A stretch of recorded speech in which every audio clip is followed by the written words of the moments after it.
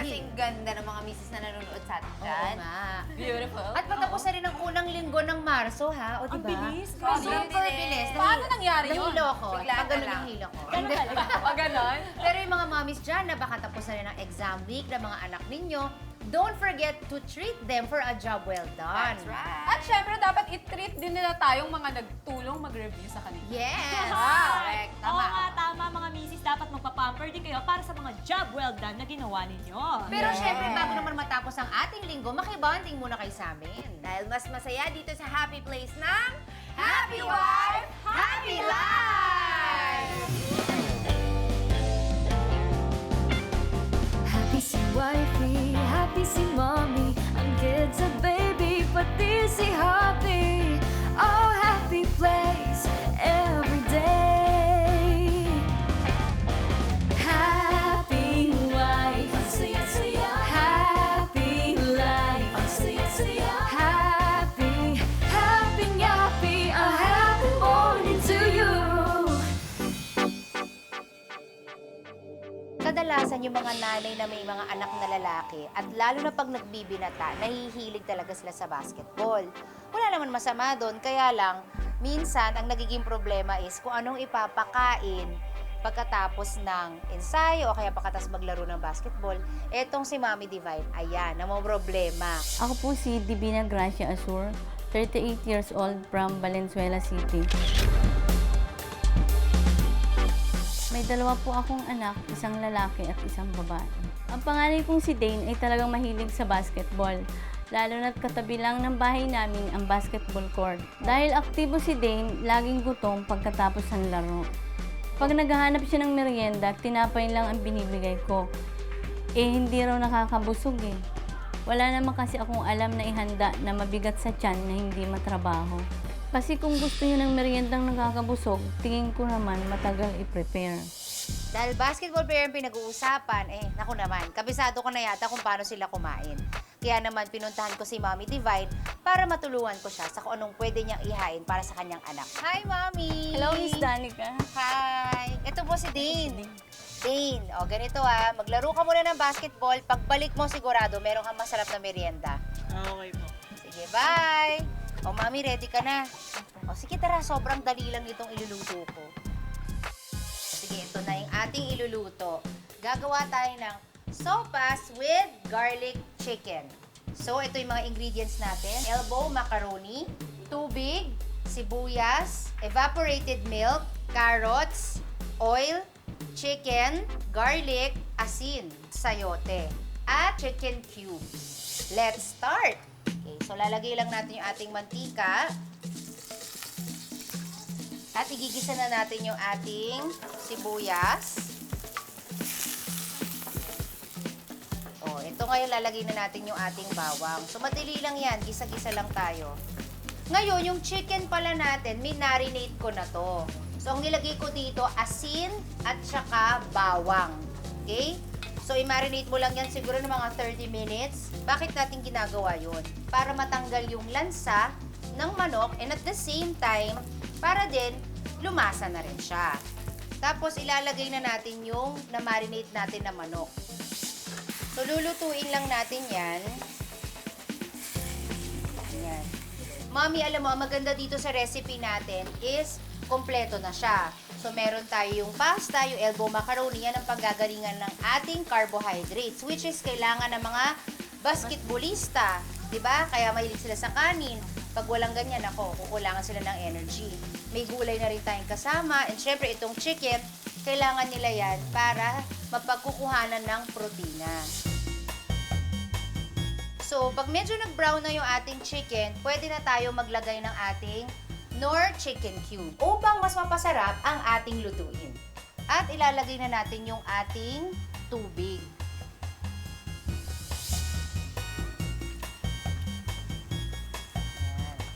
So, hahayaan lang natin siyang kumulo hanggang sa maluto na yung ating manok. Yung Knorr chicken cubes, kaya natin siya nilagay para mas masarap yung ating sabaw. Mami, ang tip ko pagdating sa manok, dapat piniprito muna natin siya ng konti or iluluto muna natin siya ng konti bago natin ibuhos yung tubig para hindi siya malansa, tapos maalis yung mga dugo niya. siguraduhin nyo na meron kayong chopping board para dun sa mga gulay. Tapos, meron din kayong chopping board para dun sa manok. Kasi kung hindi cross-contamination na siya, maghahalo-halo na siya.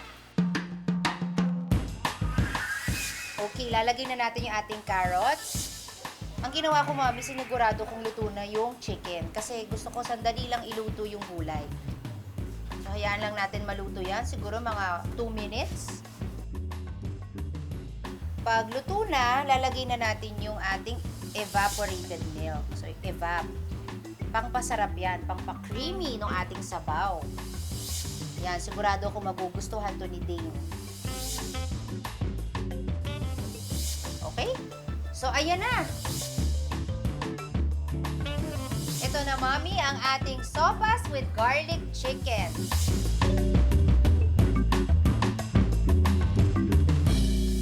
O, ito. Kailangan matikman na to ni Dane. O, ayan na pala eh. Sakto, Dane. O, ayan. Kailangan i-taste test mo na ito. Mukhang, pagod na pagod ka. Opo. Sakto to. O, Dane, kamusta naman yung ating sopas? Masarap naman po. Parang ito na po yung bagong favorite na pagkain. Wow naman! Sa tingin mo ba ngayon, hindi ka na mabibitin sa merienda mo after basketball? Opo. Masarap na masarap po eh. Nax, ako Mami, mission accomplished tayo nagustuhan ni Dane. Mukhang magsa-second round pa yata eh. O diba mga mamis, iba talaga ang lutong nanay kasi may halong pagmamahal.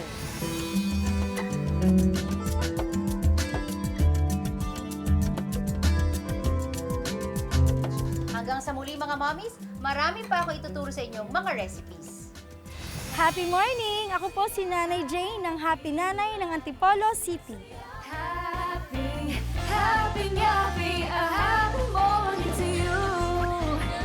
Happy. Ako po ay isang single mom, 6 anak. Nakadalawang asawa na po ako, pareho pong hiwalay dahil nalulong sila pareho sa masamang bisyo. Okay, para naman sa ating Project Happy, kilalanin natin ang isang nanay na dumaan sa maraming pagsubok pero pilit na lumalaban para sa kanyang pamilya. Kaya naman, alamin natin ang kwento ng taga-Antipolo na si Nanay Jane.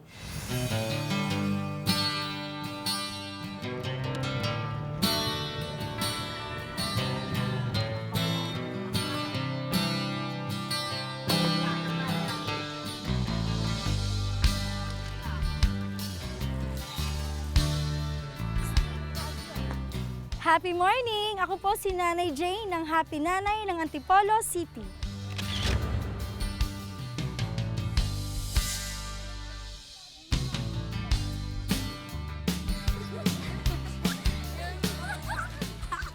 Ako po ay isang single mom, 6 anak.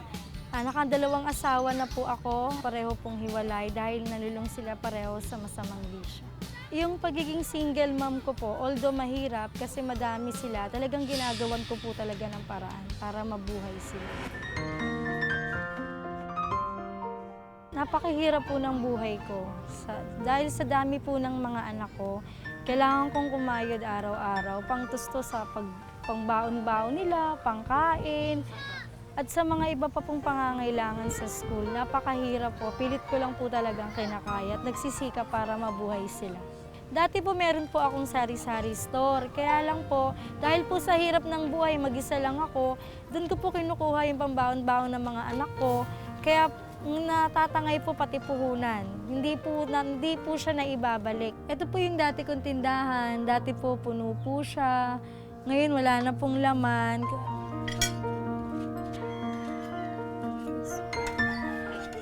Dati po yung nanay ko, siya lang yung katuwang ko sa pagbuhay sa mga anak ko. Nagluluto po siya, nagtatrabaho ako. Bali, ang ginagawa po niya, siya po yung nag-aaruga sa mga anak ko pag wala ako. Year 2013 po na-stroke siya.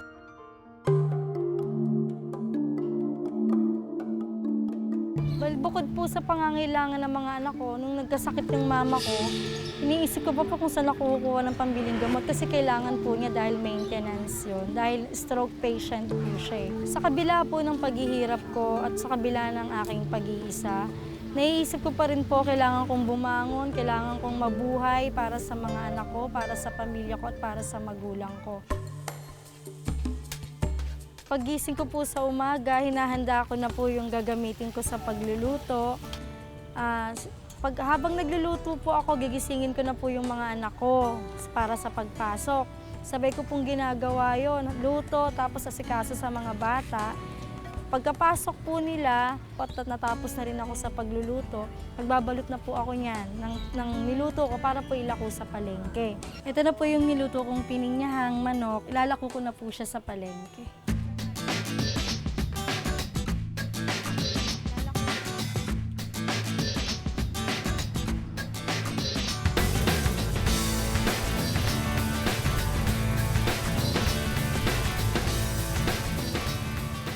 Pagdating ko po sa palengke, bit-bit ko po yung mga binalot kong ulam at kanin. Lalako ko po siya. Ang tinda ko po is 30 pesos po yung baboy, yung gulay po 20, tapos yung kanin po 10 piso.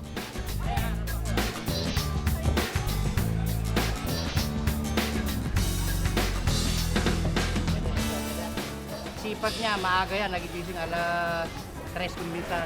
Hanggang sa gabi, namamalengke yun, mga alas 7 bago kayo magsara. Pagkatapos ko pong magtinda ng ulam, nangangalakal po ako. Lahat po ng madadaanan kong mga bote ng mineral, mga karton, dinadampot ko po siya. Iuwi ko po siya dito, iipunin ko po sa bahay. Tapos pag marami na po siya, tsaka ko po binibenta. Pagkatapos ko pong mga lakal, nangangamuhan din po ako. Naglilinis po ako ng bahay.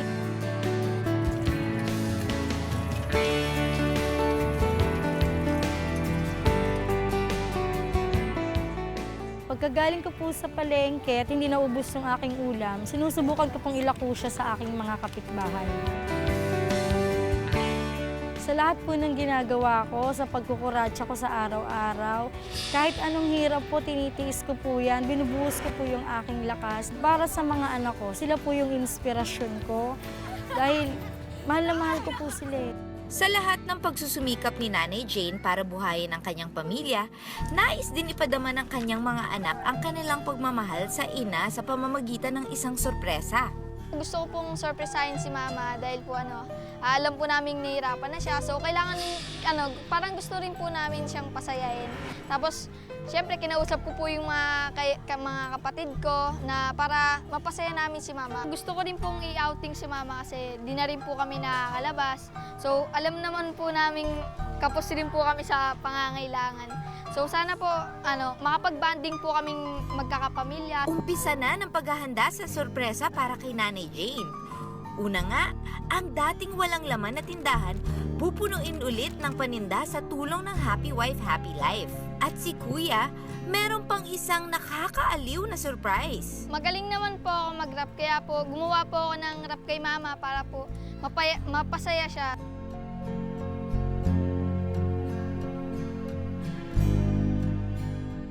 Pagtapos ng isang buong araw ng pagtatrabaho, naghihintay na ang regalo para sa super nanay natin.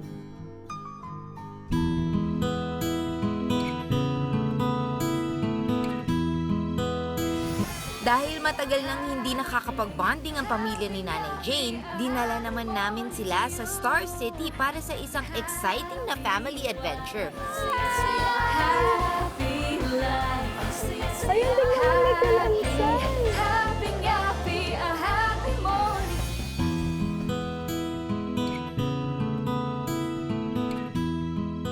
Pagkatapos magtrabaho ni Nanay Jane para sa pamilya, ito at may surpresang nag-aabang sa kanya.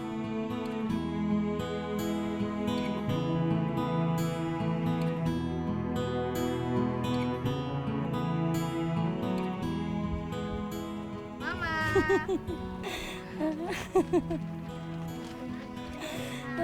Ang bait na. Nagustuhan mo ba yung regalo ng Happy Life, Happy Life? Ha?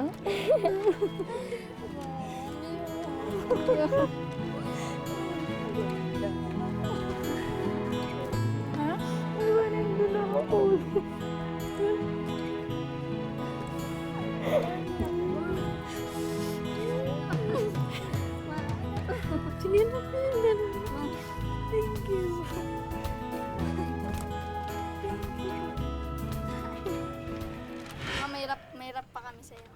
sige. 1, 2, 3, go! Dito ko sisimula na mutinahin ko sa salamat sa mga pangaral mo. Naigit pa sa tapat, kaya aking ina, ikaw na ang nag-iisa dahil sa lahat ng nanay. Ikaw na ang nag-iiba, tiniis mo ang mga hirap na iyong pinagdaraanan. Kaya aking inay, ikay aming sinasaludo, higit pa sa mabait. Binigay mong iyong buong puso. Kaya aking inay, sana hindi ka na magbago at dito nagtatapos. Ang lahat aking ina, ipasasalamat namin sa iyo ay hindi mawawalay.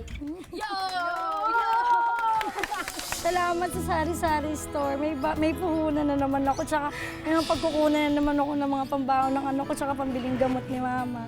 Sa mama ko, mama, mahal na mahal kita. Aalagaan kita, huwag kang mag-alala. Pambili na tayo ng gamot mo. Sa mga anak ko, sana makipagtulungan kayo sa akin at mag-aral kayong mabuti para sa inyo rin yung kinabukasan niyo.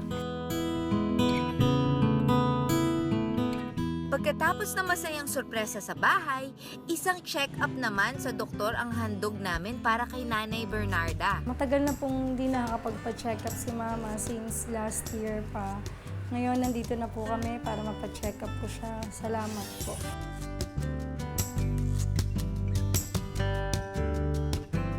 Kasi po, mataas pa rin yung dugo nyo, 170/90. So, kailangan siguro magdagdag tayo ng gamot sa high blood kasi hindi siya well-controlled. No? Dahil po sa matagal na kaming hindi nakapunta rito, hindi ko na mapa-check up mama ko.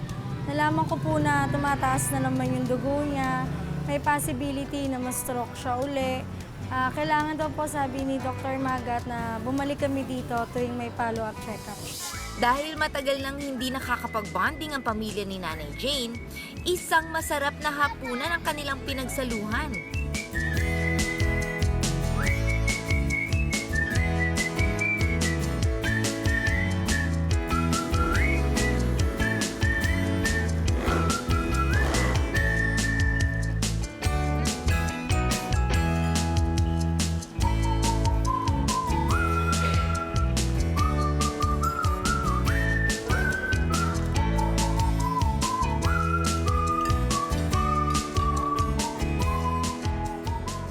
Napakasarap po ng food dito sa Crab and Crew. Medyo matagal na rin po kasi kami hindi nakakapag-banding. Sobrang busog na busog po kami at ang saya-saya po talaga namin.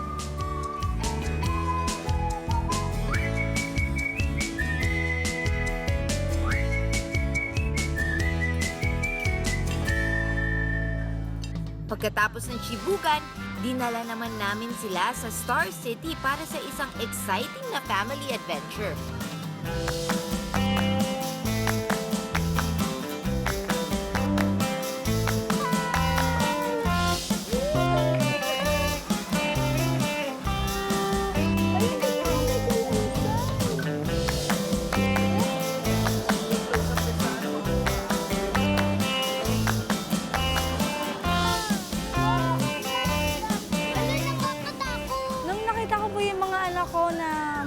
Masaya sila dito sa pagpunta sa Star City at nakakapag-banding kami.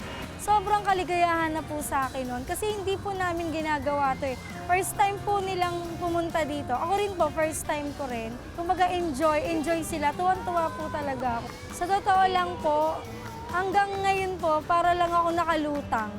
Parang hindi po ako makapaniwala. Although nakikita ko yung mga anak ko na masasaya sila, nakapag-banding kami, parang hanggang ngayon, hindi pa rin po ako makapaniwala na nangyayari sa amin to. Sa kabila po ng paghihirap namin, pwede rin palang maging happy at maging positibo sa buhay basta sama-sama ang buong pamilya.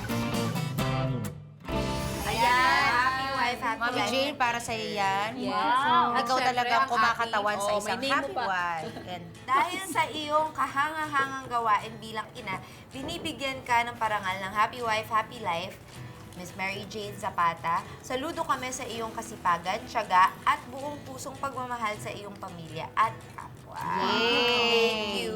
Kasi hindi naging madali ang buhay mo, no? Bilang single parent, kinailangan talagang itaguyod mo yung mga anak mo. And hindi lang isa o dalawa. Anim. Yes. Tapos meron pa siyang inaalagaan na isang nanay na may karamdaman. Meron po bang pagkakataon na naisip niyo na parang gusto niyo nang bumigay? Opo, totoo po. Dumating po yun, kaya lang, pag naiisip ko po yun, nagdadasal na lang po ako tama. Kasi iniisip ko yung mga umaasa sa akin, hindi ako pwedeng bumigay. Kailangan tatagan ko talaga. Mami, ano lang po yung pangarap mo sa buhay at para sa mga anak mo?